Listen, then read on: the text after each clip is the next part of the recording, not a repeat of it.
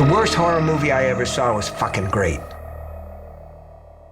Hello and welcome to This May Hurt a Bit. My name is James Strayer and this is John C. Myers. And we're a horror franchise podcast discussing each film, horror franchises, and today we are discussing Hellbound, Hellraiser 2 from 1988. John, I've seen that title done in two different ways. Hellraiser 2, Hellbound, and sometimes I see it Hellbound, Hellraiser 2. Which do you prefer? I like Hellbound Hellraiser 2. I think I do too, because it just kind of bucks the trend. Mm-hmm. Yeah. You know, at the time. So I don't know. I think that's neat. Yeah. No, I think it sounds better that way. Hellbound Hellraiser 2. That's my crack analysis. I think that's neat. Join our Patreon. But no, it got me a little bit thinking of even just that title being slightly different. I wanted to look up what other horror sequels were going on at the time. So it was 1988. Mm-hmm. So by this time, we had 7 Friday the 13th films. We had 4 Halloween films, 4 Howlings, 4 Nightmare on Elm Street, just 2 Phantasms, 3 Poltergeists. Oh, wow. And then 2 Return of the Living Dead, 2 Sleepaway Camps. So this is fully in the horror sequel, kind of zeitgeist at the time, in the late 80s, 1988, that is. So much so that this was greenlit while they were still filming the first Hellraiser. They were loving what was coming back from the first Hellraiser. They're like, let's already put the sequel into production. By this point, Clive Barker was like, yeah, I'm not sure I'm ready to direct another movie. And so in stepped Tony Randall, and he had not directed a movie before, except for an uncredited on DEF CON 4, which that's been on the watch list for a while. We might be watching again soon. But he was an executive at New World Cinemas, and he had never directed before. And evidently, he wanted to do it, but on the first day of filming, they could barely get him out of his trailer because he was so nervous to get to set. I fully understand Tony Randall like that. Yes. Yeah, that's just like absolutely. And then it comes down to it, you're like, crap. They're expecting a lot. It is kind of amazing, particularly now. One of our executives is going to direct your movie. Oh, for sure. One of our executives has an interest in film as a concept and is going to direct your movie. And I feel like that. Now it's just like people that worked at amusement parks or something. But that's pretty cool. And Tony Randall had a history in editing. He was a trailer editor and edited some features as well for New Lines. Eventually became their head of post-production. And then screenplay. Clive Barker kind of oversaw everything. He was on book tours and doing other things, but he still hashed out the story with Peter Atkins, fellow Dog Company member from long ago, and Peter stepped in to write this sequel. I looked it up quite a bit, but I couldn't quite get that sense of if Clive Barker was just really like, no, I'm done making features for a while, or if he was just like, I'd like to go paint a picture now, or I'd like to write now, or something like that, because he's so multidisciplinary. Maybe he was just like, that was really hard. I want to take a step back. But he was still executive producer. He still oversaw the script. Yeah. A lot of the ideas were still his, but he seemed to have like a kind of a cool, let Tony do what he wants type of feel to it. I remember reading about how the Leviathan creature was supposed to be this gigantic, Lovecraftian tentacle monster type of thing. And then Tony said, like, what if it's just a giant diamond, kind of like the Lament configuration? And he was like, oh, yeah, that sounds good. Yeah. He was like kind of on board for all these, like, I don't want to say dumbing down, but like you would think that the creator would just be like, how could you do that? But he was pretty on board with it. Because they got more money for this one, as sequels often do. But they lost, I think, about like 20% of the budget right before started filming due to a stock market crash. The Black Monday, as it was known. Right. And so they were just like, crap. Got to scramble on some stuff. And including like, it's funny you bring up the, unsure if he was available or not. A bunch of the stuff they lost beforehand, before even the Black Market thing or the Black Monday thing, was Larry from the first one. Yes. Andrew, I almost called him Andrew Garfield. Andrew Robinson. Andrew Garrick. Andrew Garrick. There is one version of the story that is he was just unavailable And there's another version of the story where he was like, I'm not doing this. Yeah. This I've read the script. This part sucks. I don't want to do this. Well, but to his credit, he read the script and he's just like, well, why is he in hell? Right. Because he was supposed to be like joined at the hip with Frank. And he was just like, why would my character be in hell? That makes no sense. And I don't know. I can get behind that. I can get behind that, but I also I also like the idea of he became like inextricably tied to Frank in that way, that he's like, oh, sure. Like the Frank basically cursed him by doing that. But I mean, it's a fair point. You know, it's all just made up anyway. But I kind of like how they did that, though, how Larry is Kirsty's like goal, but you never see him. You know, I mean, the whole thing is this riff on the Orpheus myth of, you know, going into hell to find your loved one.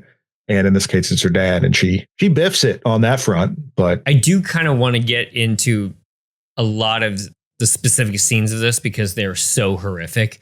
Oh, but God. In that scene that you're describing, because there's skin and no facial features to judge by, do you think that that's actually her father, or do you think that that's Frank lying to her? No, that is Frank. Like, yeah, exactly. Yeah. Like, I am in hell, help me. Yeah. As far as we know, Larry is somewhere just like watching boxing and just having a great time. Right. I'd like to believe that, you know, that's the impetus for the whole film. And it's worth pointing out that this movie is a very Halloween 2, where it starts immediately after. Right. And we're right back to it. Well, most of us, the boyfriend is not. Kirsty's boyfriend just went, nope. Yeah, no. They do kind of hand wave him away. Where am I? This is the Chenard Institute. It's a psychiatric hospital. Psychiatric? Remember? You and your boyfriend? Steve. Don't worry about him. He's okay. We sent him home hours ago. Yeah, he's already gone home. He's fine. You're the nutball. Like, that's why we have you in here. So yeah, the film opens with the classic 80s, and I love watching these movies as a franchise these days. We just have to show you a bunch of clips from the previous film because this was not readily available at the time. Yeah. I have a much bigger soft spot for that approach. So you get a whole bunch of Last Time on Hellraiser. I swear it was a tad bit more of the Jesus Wept gore scene from the first film. I think you saw just like a half second more of his body getting thrashed. Yep. Yeah. And great. I like that they start with that. Yes. They're like, this is what this is going to be. So if you want to leave now, leave now. But it's not like it's going to get better. That's true. That's such a good point. Like, you thought that was bad. This is where we're starting. Yeah, with exactly. This movie. Yeah. So we get the credits, and then we get Elliot Spencer sitting there jacking around with the puzzle box. And I guess one of the scenes that were cut because of budget constraints were like a whole open market where he was supposed to have like first found the puzzle box. And I'm like, yeah, that'd be fine, but we don't really need that, you know. Well, if I remember correctly, they go into it more in the next one, but it does, because it's truncated, you lose the wanting, the desire for this, because it just reads as he's just fucking around, and then like, oh crap, now I'm a Cenobite. You don't get that this was part of a quest, this was part of a desire for something else, which is, I mean, it's an interesting concept. It's supposed to be like post World War I, so you have this guy that's just been through hell on earth, which is perfect that it's in the next one. But and then that he's, you know, trying to deal with that. But basically, it's fine that they 86 that. It's not that big of a deal. Yeah, you kind of backfill it in later when they explain later that no, you have to want the box to open and for us to get you. Boy, oh boy, I absolutely love the effects of when Pinhead is becoming Pinhead. Just the way the camera moves and the stop motion of those weird tentacles putting the nails in his head. Fantastic. Well, and just in empty blackness, like from like a logistical budgetary standpoint, like, oh, that's simple. That's, you know, whatever. But it also is just this void where this is happening. And that's even creepier. Yeah.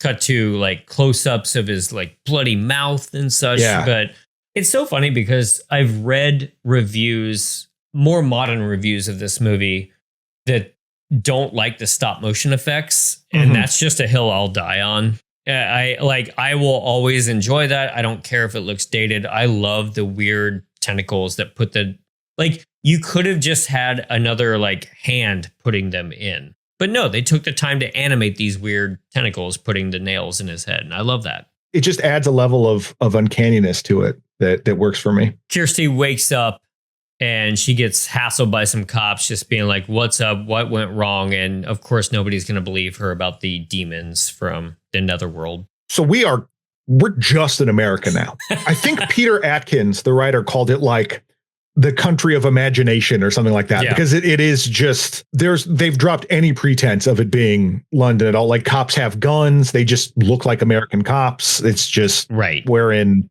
quote unquote America. We cut over to what's going to be pretty much our main villain of the movie, Dr. Chenard. Yeah. And he's doing brain surgery, but he's monologuing the whole time. And man, I love his voice. The mind is a labyrinth, ladies and gentlemen, a puzzle.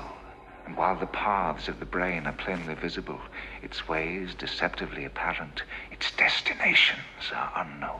And I love what he's saying. We have to see, we have to know. I just remember in probably 95 or 96, I bought a CD by a band called Velvet Acid Christ. Oh, yes. And yes, they sampled pretty much this entire monologue in a song called We Have to See, We Have to Know. And it's pretty great. Nice. But I had only seen the movie like once back then. And so now I always associate it with that song. But you got a voice like that saying stupid, creepy stuff like this, put it in your industrial track.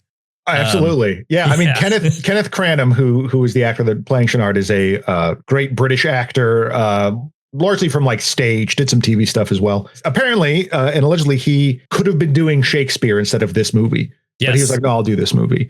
And that's just awesome. You know, particularly at that time, Ashley Lawrence has talked about who plays Christy, has talked about her experience in horror and how horror is kind of like below daytime TV at that time in terms of like your resume and stuff like that. But this was a guy who was like, oh, this will be fun. And he doesn't phone in the performance. He's like, I'm here to just chew up scenery.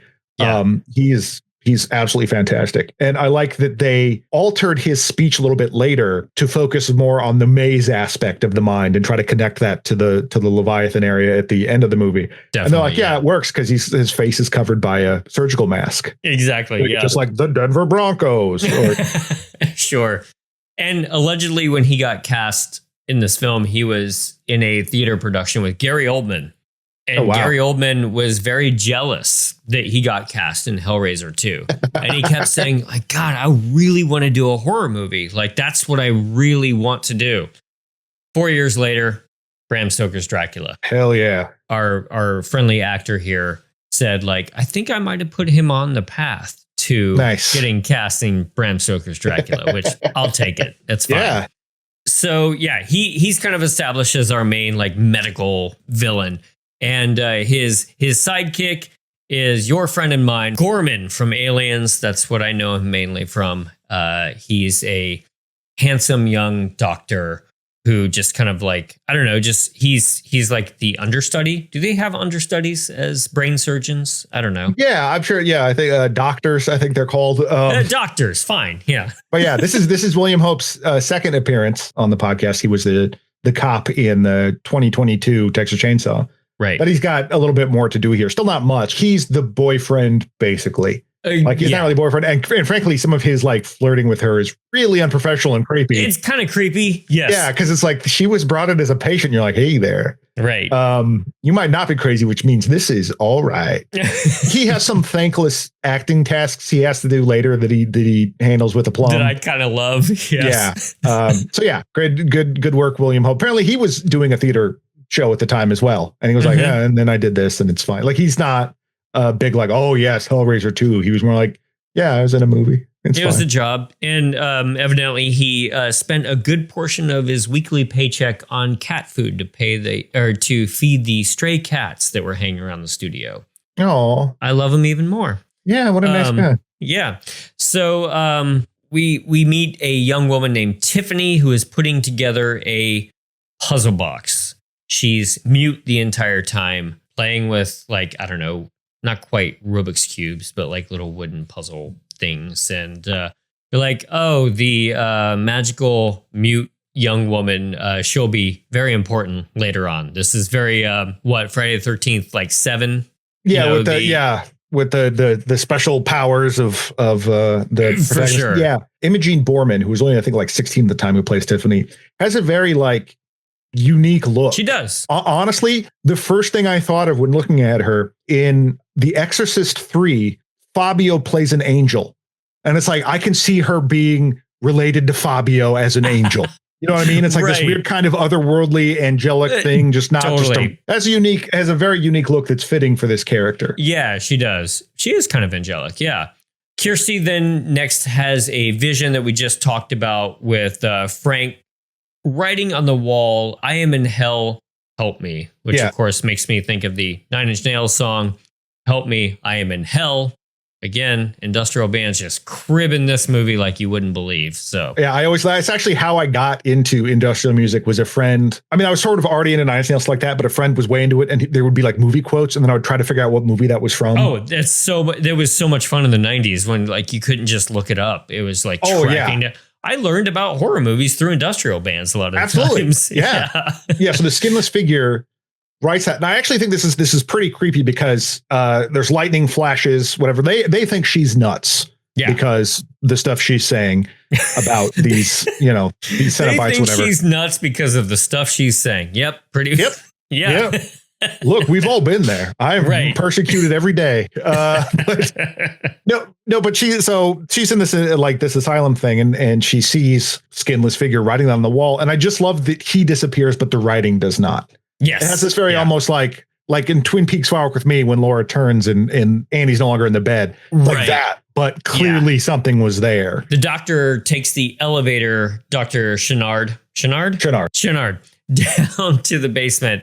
I get the modern take on mental illnesses in horror movies, and you're not supposed to depict insane asylums like this anymore. And I understand that, but man, this is creepy and I like it. This thing and the Christopher Young score for this one also sets you off right at the beginning. Like, this is big and operatic. Yes. Like, there is nothing very subtle about this movie. No. It's just huge. And so to have that kind of over the top insanity, it just nestles in there very nicely. Right. So yeah, there's the respectable hospital on the top, and below is where like he's keeping his private stock. Both in that dream sequence we were just talking about, the vision, and in this, speaking of dearly departed David Lynch, there's a very sort of Lynchian like soundscape going on with like radiator steam going and these ka-chunk ka-chunk. But at the same time, like visually, it also reads like Freddy's Boiler Room. Oh, for sure. It's this really combination of very uncomfortable things. And then, Chenard just keeps looking into different cells and sees someone like freaking out and is like, "Oh, you're still doing that? Okay." And then closes the window. Closed. Yeah, we get the rule of threes in comedy and horror, I suppose. And we come back to the third guy later on. But first, we cut to his all white house, his white stairs, his white carpet.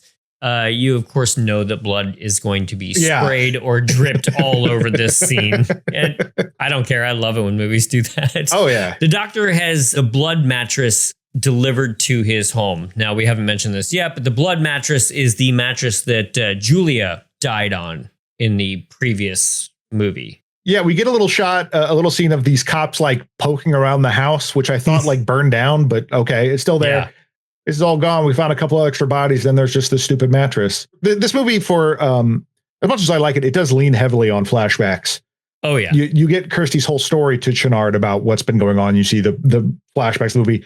Some more talking about Frank and Julia, including some stuff that I think they had for the first one but didn't use. Like I think the sex scene. The Frank and Julia sex scene was one from the first one, and I can see why they got rid of it. There's for more like being thrusting. too hot. Yeah, it is. It's spicy and a wedding scene also spicy. The rack focus of her standing there, and then like rack focuses back to Frank, who's just staring creepily in the background. Yes, yeah, love it. Sean Chapman is just super creepy in that.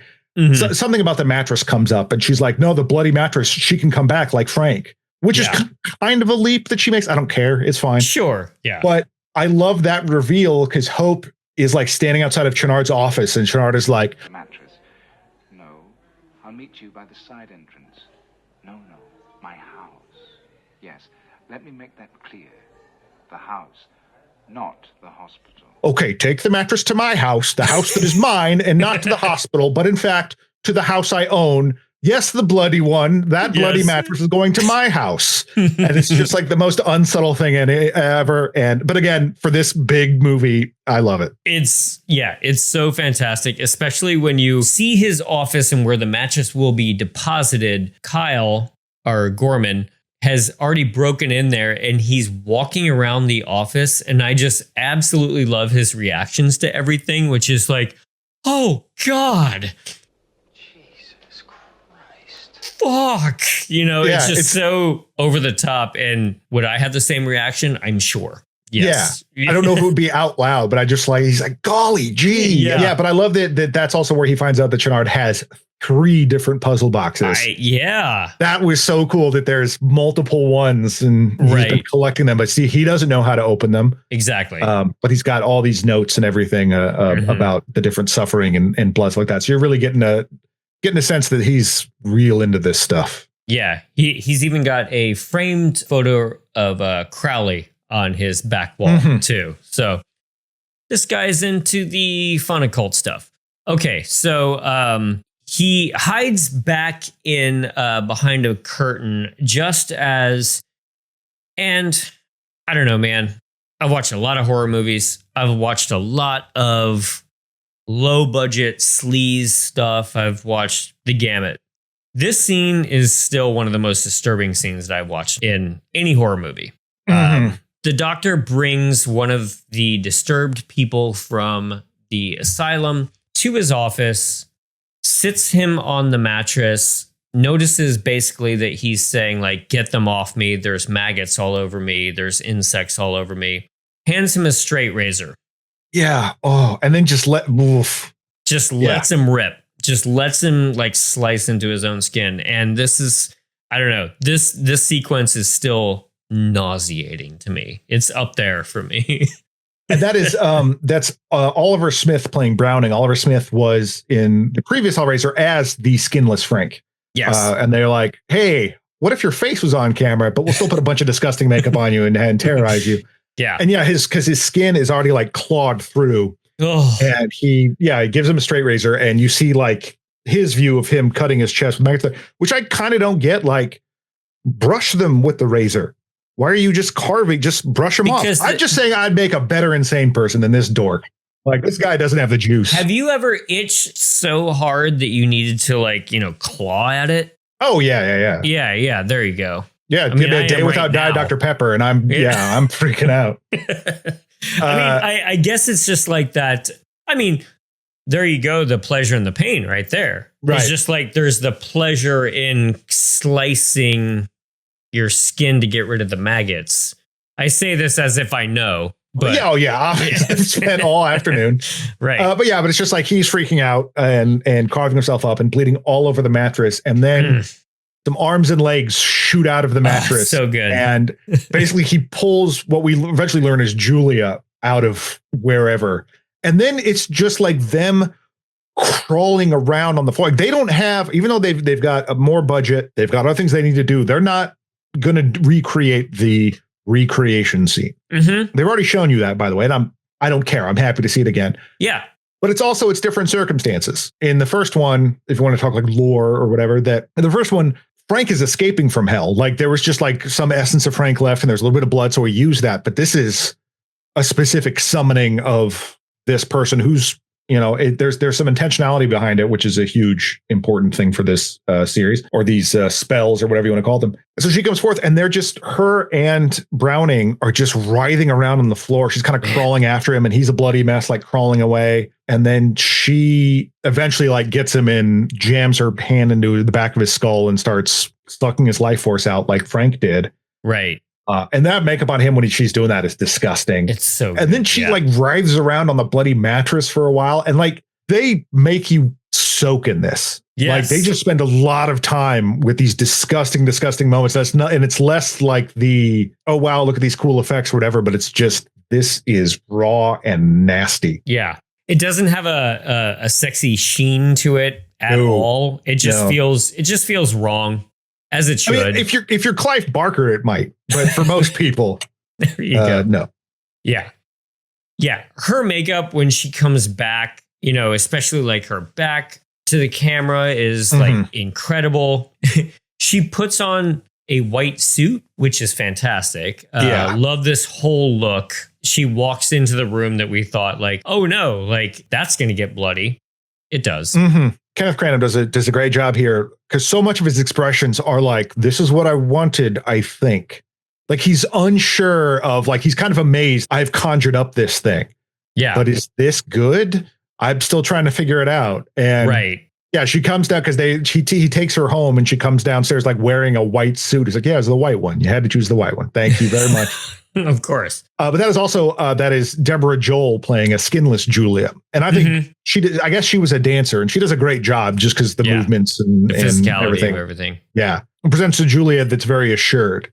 And so he wraps her up like a mummy in some clean bandages and gives her this amazing gown. I mean, it's kind of cool because the first one, it's all about her accepting this sort of like this part of herself, this evilness and her losing herself to this want of these hedonistic pleasures. In that one, she's very sort of 80s styled, which to a certain degree is a little bit androgynous with the big shoulders and the kind of shorter hair, or whatever. But this, she is just, you know, I am woman, hear me roar, just full flower femininity, evil femininity. And I love that they went that route. They weren't like, well, she's tougher now or whatever.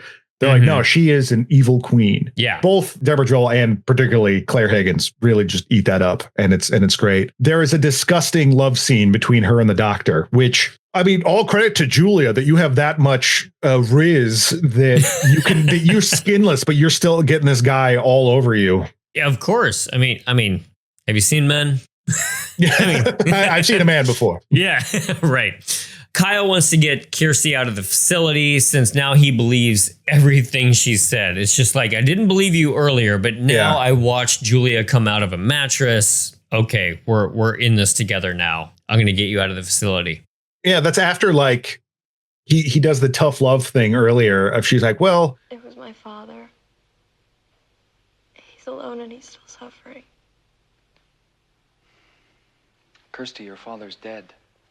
My father's dead and he's alone and he's still suffering. Your dad's dead. Yeah. Like, man, where's your bedside manner? Tell her that her dad's on a farm with other dads and that they're happy. Romping. Yeah. Yeah. They're watching The Beekeeper, having a good time. Oh, man. I'm going to watch The Beekeeper again. At this point, it looks like the doctor has been bringing Julia lots of bodies to suck the life out of, much like Frank. We've got this kind of like upstairs area, all of them just kind of hanging from chains. And this sequence is so great because they cut the gauze off of Julia. They frame up for a kiss. And right in between the two of them is a hanging dead body. Yes. It's just perfect blocking of all these nasty things in the background. And it's wonderful. It's beautiful. Like he's been farming in his basement or whatever. He's been farming all this suffering. Yeah. And then trying to figure out if maybe that would get them what he wants. But then Julia shows up and is like, just give me them bodies. Yeah. And I do like that we don't have to watch him bringing each body back. Right. It's just like we already saw that in the previous movie. Yeah. I like that Julia is now the one needing and grasping for that. And she's able to generate her skin, which is something that Frank, it seems like Frank couldn't do. But again, at the same time, Frank was trying to escape. So he might have, he might have been able to have more skin, but he was just like, no, I'm going to pretend to be Larry. And that way they can't find me. Whereas Julia's just like, they know I'm here. I'm Julia, damn it. I'm back and being Julia. Yeah. You look like this and you want other skin? Forget it. Yeah. Kyle goes to the house and runs into Julia, who promptly just sucks the life out of him. Rip Kyle. I love that shot, though, because it's like she basically like leads him into the abattoir where all the bodies are and then plants a kiss on him. And the camera rotates around them and you see her back, which before was still had a gap where you could see all the flesh and stuff underneath her, all the musculature or whatever. And that's now filled in. And when it gets to the other side of them, Kyle's face is all screwed up. She's sucked out his energy. Just a great pan. Reveal. I like the camera work there. Yeah. Kirsty finds the room full of bodies and Julia. They changed the rules of the fairy tale. I'm no longer just the wicked stepmother. Now I'm the evil queen. So come on. No! Take your best shot. Snow White. Again, no subtlety here. They just lay it right out. And it's great. Claire Higgins sells that line so good. Of course she does. Yeah. Now the doctor has brought Tiffany to the house. So like the past 20 minutes of this movie is just a parade of bringing people to the house that we need. Yeah. Chenard's party mansion. Yeah. Right. So Tiffany's at the house and they give her the puzzle box and she opens it because she's good at puzzles. She's good at puzzles. So when Tiffany opens the box, I was thinking to myself, like, every man that we've seen open the puzzle box, hooks and chains. Mm-hmm. Every woman that opens the box, doorways. Oh. So Kirsty opens it. Tiffany opens it. I guess the only problem in that idea is that Julia did try to open it and she got the hooks and chains. So maybe it's less a gender thing and it's just more of a hero thing. Well, did she get hooks in it? When did she get hooks and chains? Julia? Yeah.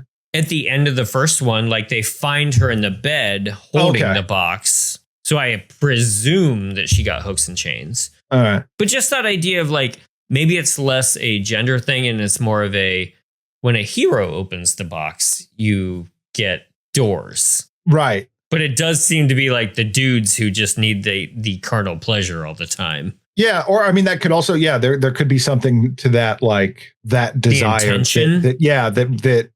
That perhaps when Julia did it, perhaps that wasn't the right intention or something. But yeah, that's I didn't think about that. That's interesting. Think about it now, too, because Pinhead does, when he does arrive, he says something to the effect of like he knows that Tiffany didn't do this. No, it is not hands that call us.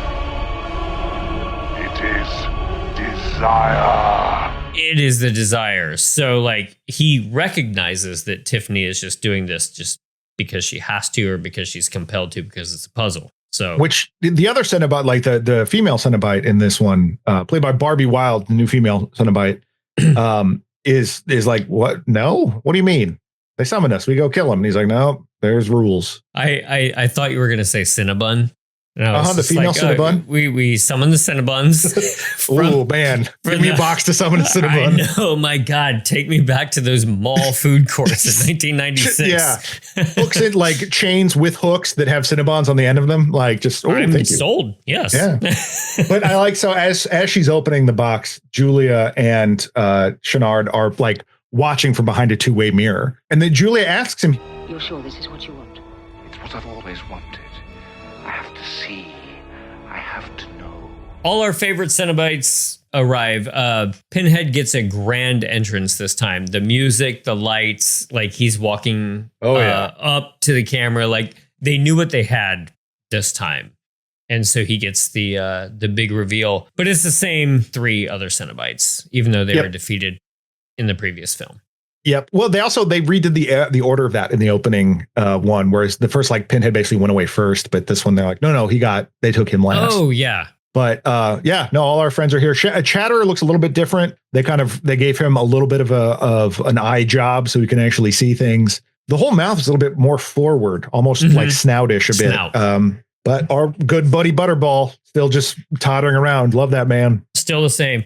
Yeah, the Chatterer makeup effects, he did say that he wanted to be able to see this time, which I feel like is a nice, that's what you do for your monsters. Yeah. But when the budget was cut, they had more backstory for each Cenobite. And I guess some fans are just like pissed about the fact that like, well, at the beginning, the Chatterer doesn't have eyes. And at the end, he does have eyes. And I'm just like, mythical demonic creatures from the furthest reaches of hell. Like, I don't have a problem with him growing eyes from the first and the last. Yeah. You know, it's fine, guys. Yeah.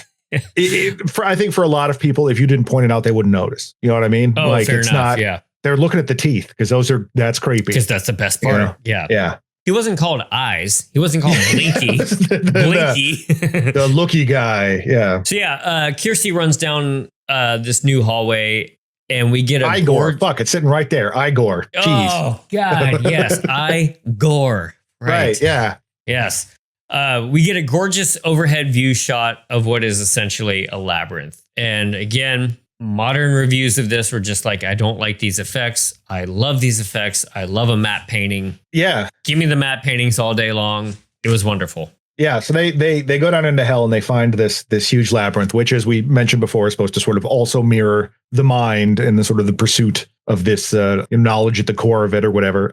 I love what they did with Leviathan, that it's not a giant creature. It's this like unfeeling diamond shape. And this could be like, is there something in there? Maybe, you know what I mean? I don't know. But I also like that it shoots out black light, and not like the kind that make the cool posters, but like just a beam of blackness. And that's just such a neat effect that you don't see too often. Yeah. I mean, would I have liked to see a giant tentacle monster? Sure. But I feel like I've seen that before. Like, this does have this unknowable quality that I don't think you would have gotten if it was just a giant Cthulhu. Yeah. Well, and I also think because everything is so fleshy and physical, and then, you know, particularly with the tentacles later, that you don't see that from the big spinning diamond thing, that it adds a level to it of just like I said, again, is there something inside there? What's the deal with this thing? Why is it so different? Right. They run through basically a carnival motif. So they're basically like just start from here to the end of the movie. They're just running through different types of hells, and that's fun. Even and a lot of corridors. Yeah, a lot of corridors. In a lesser movie, I wouldn't like this, but I think that the effects are so well done in this that I don't mind it so much. I do agree with Roger Ebert to a degree when he says like people just run around through stuff in this movie and nothing has any effect previous or latter, like what's going on. I get that complaint, but I still enjoy watching all the different rooms, for lack of a better word. Yeah. Except this first one, because I'm so tired of dark carnival stuff. So like, I don't really care. It's so just apart from everything else we've seen in the Hellraiser universe. And also having recently watched Dr. Giggles, who just nails the Lady from Shanghai Room of Mirrors bit. Right. It was a little bit lacking. And just kind of, just felt more like, hey, wouldn't this be a neat idea? Yeah. And it just, like the clown that's juggling and then it's his eyes. And then like, oh, okay. Because it doesn't seem as personal. All this other stuff felt like personal, like the Frank, and as we'll get to Frank's room later, but like this stuff happened because Frank's pursuit of wanting sensation and flesh. Whereas this one, the pursuit is of knowledge, which is a horniness of the mind. Yeah, my mind's always horny. I'm horny for books.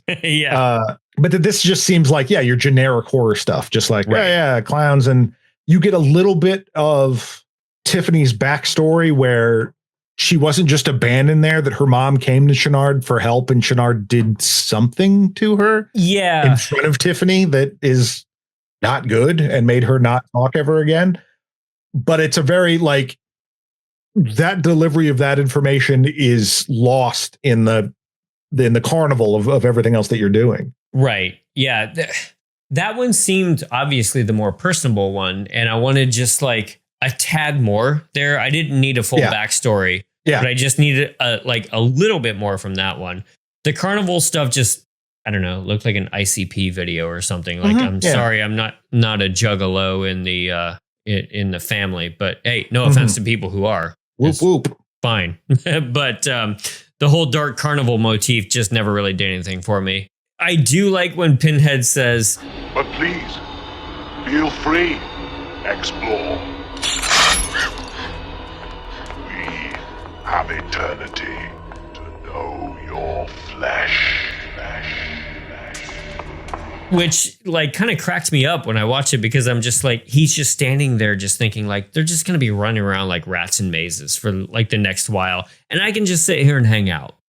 Well, I have a theory about that, but we'll get to it when the Channard Cenobite shows up. But I saw an interview with Ashley Lawrence where she talked about that. There were different kind of there are hallways that kind of lit differently. And then you had it was like the same hallway, like one or two. And then she said she had to do a lot of hair acting as you're running to like just make it seem like there's more intense in motion, because you're not going that far. But because there's just a lot of shots of her and Tiffany just running through different hallways. And I agree, it does get kind of like sketchy here in terms of who's doing what and why. But at the same time, there are two disparate stories happening. There's Kirsty trying to find her dad, and then there's Julia and Channard's bogus journey. Mm-hmm. I did read that it holds the record along with Titanic for people screaming each other's names, Kirsty and Tiffany, which I always just associate with Poltergeist 3, Carol Ann just being yelled over and over and over again. I haven't seen that one. Ooh, we'll get there. But yep. But I didn't really pick up on that. Yeah. Next, Kirsty finds a sex dungeon type of thing where everybody is like grappled by hooks and chains in their backs. This is one of those cases where I'm sure if Clive Barker was directing it, if he had his druthers, like this would have been way gnarlier. Oh, yeah. And way more X-rated. But then we get back to Julia, who is showing the doctor around, and they find, the giant spinning diamond. And this is where she shoves him in to become a Cenobite. This is fantastic. Yeah, the reveal of her plan that she's like, why do you think I was allowed to come back? It wanted souls. And I brought you. And you wanted to know. Now you know. I wanted everything. Now everybody's happy. They wanted you. You think I just showed up? Right. Like they wanted you. Leviathan is my god. You wanted to know, and now you know. And I wanted everything. And I love that. That just like, oh, Julia, you are such an evil queen, and I love you. Right. The thing that she shoves Channard into, is so nasty. And they basically came up with the idea from an egg slicer. Is that these wires go, these like horizontal wires go over Channard's face, like start cutting into his skin, and it is nasty. And I like that there's not like a ironic thing about it where it's, like, good call. We'll see some more of that in 3 though, where they just kind of go crazy with the Cenobites. Right. But it's not like you were this in life, and so we're making you look like this. It was just like, no, let's just chop this dude up this way. This could probably be pretty cool. Right. Although his tentacle things get a little doctory later on. They got the scalpels on the end of them, but right. But agreed. It's just like this like piano wire or egg. Yeah. Egg. Yeah. That's so perfect. I didn't think of that at all. But it makes me feel bad for soft-boiled eggs, which I've been largely indifferent towards most of my life. And now, do you want them more, or now do you hate them more? I would rather just eat them whole. Okay. Just as try to do as little suffering as possible. So, movies are an empathy machine for soft-boiled eggs. Yes. Right. So we cut to Kirsty walking into a giant room, and these beds or platforms come rolling out of them, and each bed has a body writhing underneath. And this is revealed to be Frank's hell.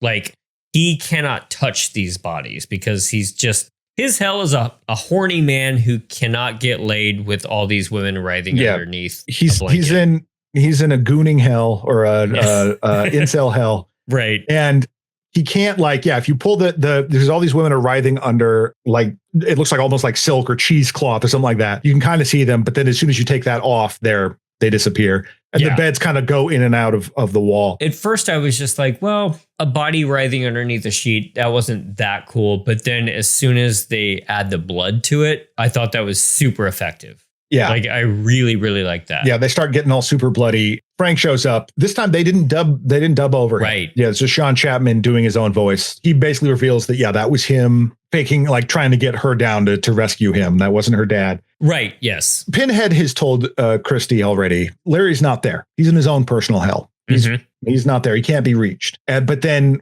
Frank tells her, so ripe in your confusion, so luscious in your pain. Oh, Daddy. Oh, come on, Kirsty, grow up. When you're dead, you're fucking dead. And that is just chilling in this way of just like, oh crap, Larry's screwed, but also just that we're not in hell right now. We're somewhere else. Like, we're not dead. That's true. This is some other place, and this sucks. That goes back to what we were talking about in the first episode, where I'm just like, this stuff is too cool to just be a Christian heaven and hell to me. Right. Yeah. Like, I want this to be some other sort of netherworld cosmic thing than just like a hell that the devil rules over. Right. Well, it made me think of Big Trouble in Little China, when, the guy keeps telling Kurt Russell, like, oh no, this is the hell of 1,000 knives, or the hell of really cold water, right? The hell of TikTok pranksters. That there's all these like kind of individualized or more specific hells for people, rather than just being like, here's a lake of fire and I've got a pitchfork. Right. His skin starts to peel off and he's bloody Frank, and because she lights the whole place on fire and it kind of melts him. Julia appears and tears his heart out. It's nothing personal, babe. A throwback from the first. Yes, Queen. Yes. Doctor shows up in his new whole like Cenobite body. This could be my favorite line in the movie. And to think, I hesitated. Like that idea of like where he almost didn't do it, but he's so bought in now.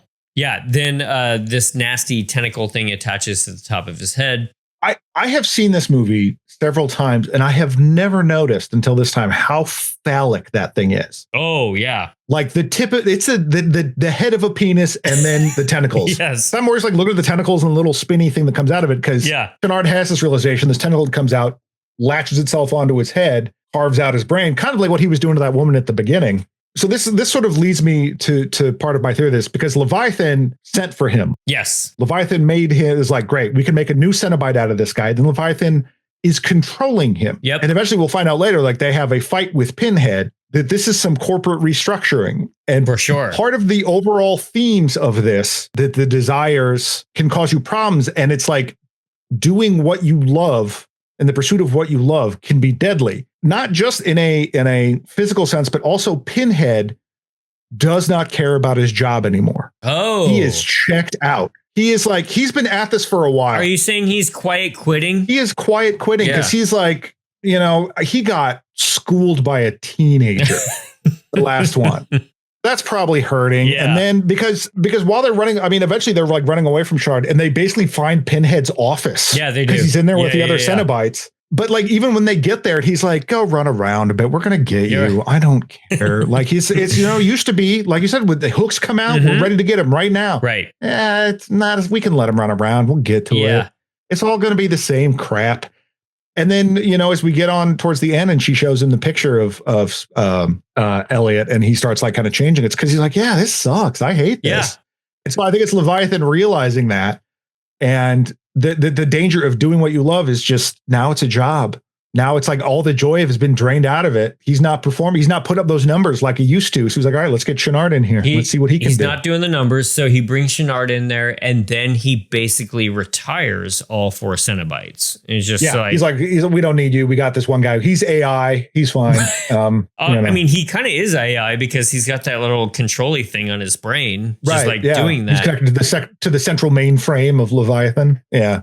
And that does bring us to, like, I think one of the big flaws of the movie, which is just like Chenard just like whips the shit out of all 4 Cenobites at the end. Yeah, well, he shows up and he's like, oh, good, a fight. Yeah. And then he just kills them. There's not even a fight. Mm-hmm. Pinhead is, as we've talked about in the last one, like is outside of your traditional slasher villain. Yeah. That was kind of the thing at the time. But he just doesn't care anymore. And then Leviathan's like, let's bring in a quippy guy. Yeah. Because Chenard is all like, oh, operation, all using these medical terms, stuff like that. He's a lot more wackier. Yeah, the doctor's in. I recommend amputation. Which I guess Cranem had said that when he was doing those bits, he's like, maybe I had some Chardonnay in between takes. All I have to do is be a monster, just go, blah. Right. He's still really great. It's nothing compared to like later on. This is some quiet dignity right now. Oh God. But it is, it's like with this, we're sweeping house, we're doing a new thing. Mm-hmm. We're getting, this is what's testing well. Yeah. Let's get Chenard in there. And when he just shoots out these tentacles, which as we mentioned before, like these tentacles like shoot out of his hand and different things come out of them. Like some there's razors at the end or scalpels. Yep. When he's trying to get Tiffany, like a flower comes out of one and a creepy finger that does the beckoning gesture. Like that is not going to work, Chenard, but it still looks cool. And he shoots these tentacles at him, takes them out immediately, and they revert to their, in theory, original form. Right. Well, before he does that, she has given him, like Christy has found the photo of young Elliot and shows to Pinhead, and Pinhead has feelings about it because they have said, like, we've been here forever. We were always here. Like, no, you weren't. Check this out. And Pinhead's like, wait a minute.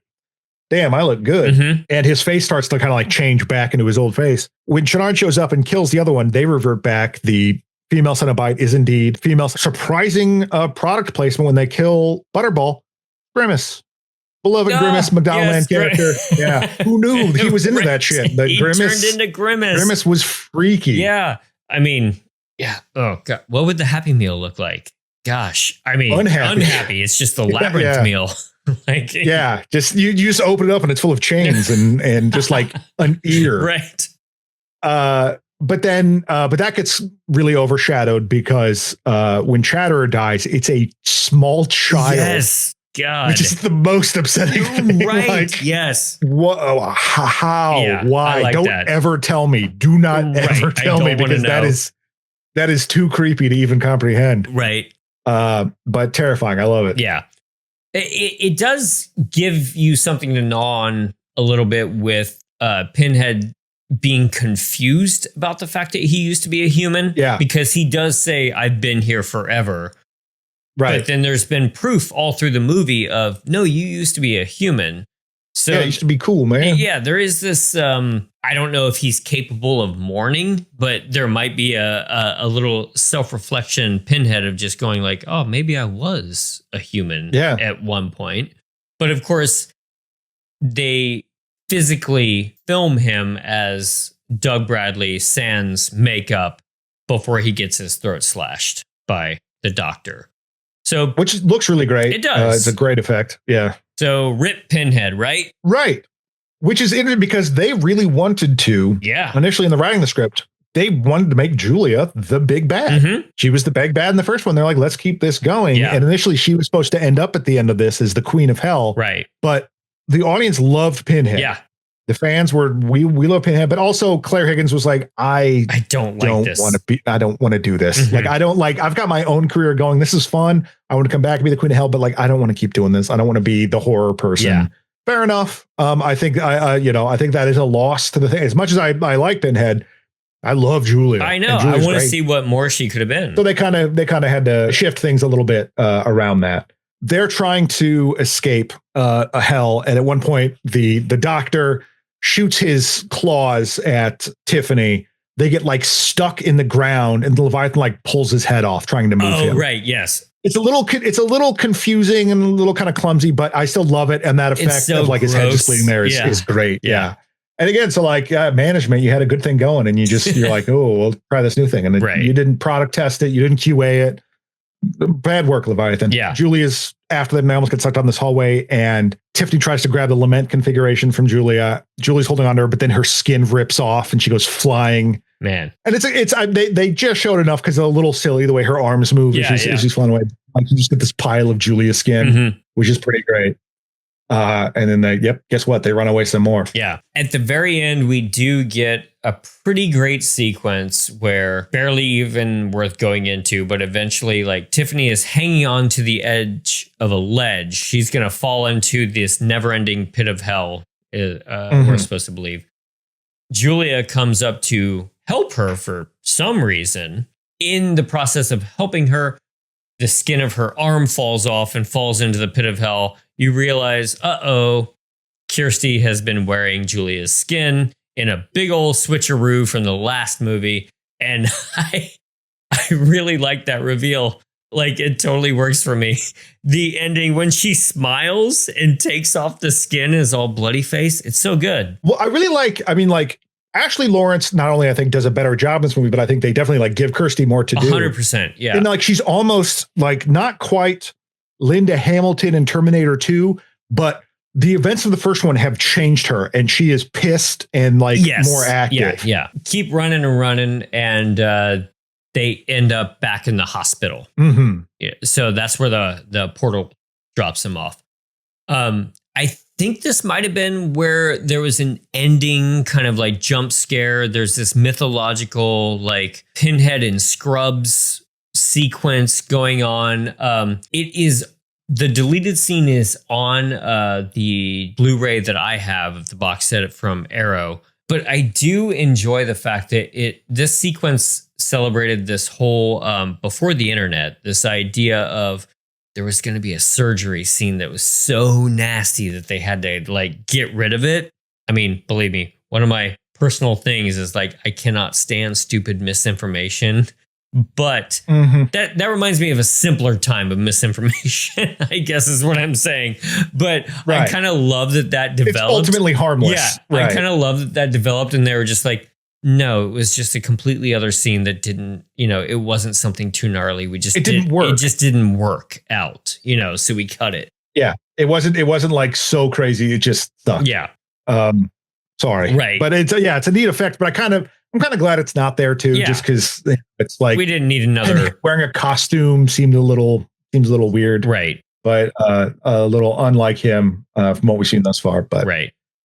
Yeah, and then we get a nice little ending bit where a moving person comes. Not just any moving person. The same guy, right?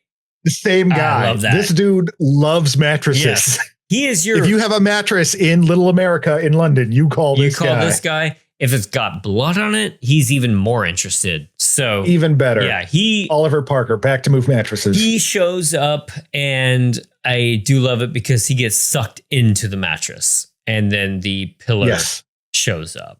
And that pillar is just so nasty. It's. I have so much to say about the pillar. Before we get to that, like it was, the initial thing was that Julia was going to come out from rise up wearing the same dress but all black. Yeah.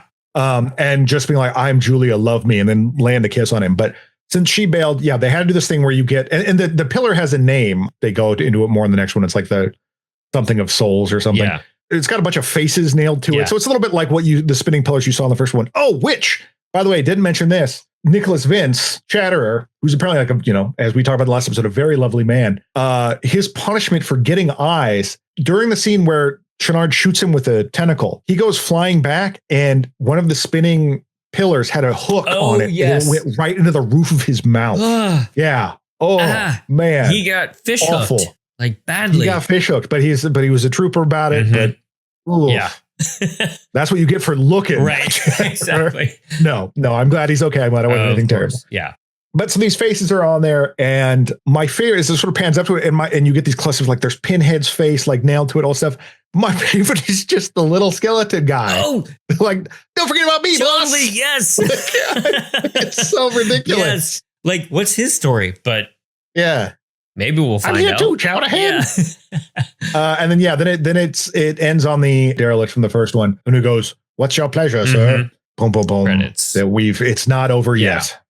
Well, let's honor our dead. Elliot Spencer, played by Doug Bradley, tortured by lament configuration, turned into Cenobite. Browning, played by Oliver Smith, self-mutilation with razor blade, sucked dry by Julia. Kyle McRae, played by William Hope, smooched and sucked dry by Julia. Dr. Channard, played by Kenneth Cranham, face slashed, turned into Cenobite. Frank Cotton, played by Sean Chapman, heart ripped out by Julia. Julia Cotton, played by Claire Higgins, body sucked out of skin. Puzzle box patient, stabbed in skull. Female Cenobite, played by Barbie Wild, stabbed with Channard's hand tentacle. Butterball, played by Simon Bamford, stabbed with Channard's hand tentacle. Chatterer, played by Nicholas Vince, stabbed with Channard's hand tentacle spear. Pinhead, played by Doug Bradley, turned human, throat slit. Channard's Cenobite, played by Kenneth Cranham, head ripped in half by Leviathan. Workman, played by Ron Travis, sucked into bloody mattress. Troubles and all, I really like this movie. I don't care. Like, we've dropped the headier ideas of the first movie and supplanted them with all kinds of nastiness and stop motion animation and weird effects, and I'm pretty okay with that. Yeah, well, it expands the whole idea, because you have to. You can't just keep it all in mystery, but expands it without losing a lot of that mystery. There's still like so many questions as we talk, like, what's the thing with Leviathan? Where really are they? Yeah. Is Pinhead is getting fired? Still operating on a lot of the same themes, but a much more grandiose version of that. Pretty freaking cool. I like this one. I mean, I like the chamber piece. As I get older, I tend to like these smaller stories, and I like the chamber piece element of the first one, but getting all big the way they did in this one, really worked for me. The moment when Channard turns into a Cenobite and he's just like floating around with that giant penis thing stuck to his head. Yeah. Like, I don't know. This movie still manages to be weird with the capital W this many years on. It's almost 40 years old or so, like 35 years old or whatever. Yeah.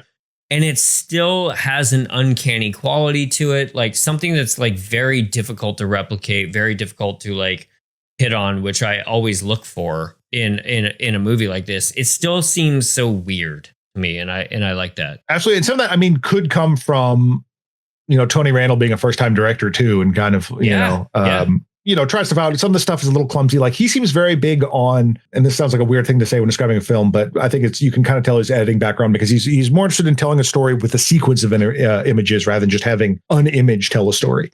Yeah. So like, particularly with the Doctor, you get frequent shots of the thing carrying him and then his legs just floating above the ground, which when you just see that, it's a little corny. I still like it. It's still great. I don't want to say it's the aliens to the alien, but it is kind of that idea. Like, you get bigger, you get bolder, you take it out of the one room, and it's different, but I still like it. But it still stays true to the whole thing. Of course. Kenneth Branagh, Claire Higgins, and Ashley Lawrence, like, their performances are good and they help. And of course, Doug Bradley, obviously, just really root the whole thing. And if it could have gotten a lot worse in less capable hands. And it will. As we move forward. Oh boy. Yes. So I don't want to betray feelings before we get into part 3, but I genuinely love the first two. The third one I remember as being kind of dumb fun, but it does take a different turn from here on out. Everyone. Yes. So I think the third one was the first one that I saw. It kind of makes sense. Like, that seems like a Cinemax in the afternoon type of movie, Right. And I think it was probably one of those, I think because of that, it's like, oh, I thought these were going to be worse than they were. And then, yeah, they were actually. Yeah. The third one was pretty fun, but we'll see. We'll see if I still feel that way. We'll see. All right, everyone. So, next week we will do part 3, Hell on Earth. But until then, This May Hurt a Bit Pod on Instagram, Hurt a Bit Pod on YouTube, and you can email us at thismayhurtabitpod@gmail.com. And for all of you who have signed up for our Patreon, thank you so much, because we just did a big old discussion on the other Clive Barker films, Nightbreed, Lord of Illusions, and his 2 previous student films. I guess you could call them student films, Salome and The Forbidden. So if you want more Barker talk, run on over to patreon.com/thismayhurtabit. Look us up and you can get that kind of stuff for a mere $5. And then if you like Twin Peaks, that's a whole other thing that we got going on over there too. So especially in light of recent tragic news, which we may do something about sometime soon as well. So maybe I'm just rambling about David Lynch now, which we can do. Okay. We can do another night. Yeah.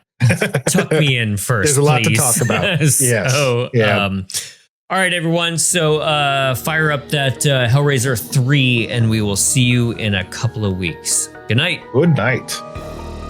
This has been a Caretaker Press production. It was produced by James Strayer and edited by John C. Myers. Logo by Ethan Kimberling and music by Michael Arthur Holloway, who you can find on Bandcamp. Follow us on Instagram at thismayhurtabitpod and email us at thismayhurtabitpod@gmail.com. Give us a 5-star review over on your favorite podcast app, and we'll see you next time.